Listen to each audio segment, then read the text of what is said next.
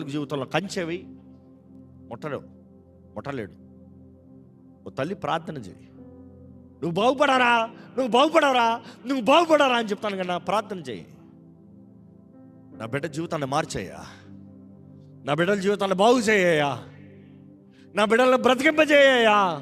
ప్రార్థన చేయండి తల్లిలారా. నేరాల మోపుతల బిడ్డలు మారరు. యేసు ప్రభు ఒక్కడిని విడిచిపెట్టిపోయాడంట. ఆ ఒక్కడు ఆ 10 ప్రాంతాల్లోకి సువార్తను ప్రకటించాడంట. You see, God wants to do something great in your life, set you free from all your oppressions, not to return back to the same mistake. నీ జీవితం బట్టి నీ చుట్టూన్న వారందరూ మార్చబడాలి.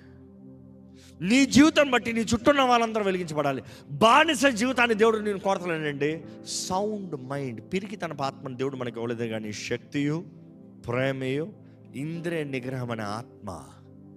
ఇంగ్లీష్లో చూసినప్పుడు చూసి సౌండ్ మైండ్, అది గ్రీక్ ట్రాన్స్లేషన్. ఇంకో ట్రాన్స్లేషన్లో చూస్తే it comes as all knowing mind, ఎరిగిన మనస్సు. ఈరోజు అపవాది నీ మనసును దాడి చేస్తూ ఉన్నాడేమో, నీ కుటుంబాన్ని వెళ్తూ ఉన్నాడేమో. ఈరోజు దేవుడు నిన్ను అడుగుతున్నాడు, విడుదల పొందకూర్చున్నావా? స్వస్థపడకూర్చున్నావా? బాగుపడకూర్చున్నావా? జీవితం మారాలని ఆశ ఉందా? కుటుంబం కట్టబడాలని ఆశ ఉందా?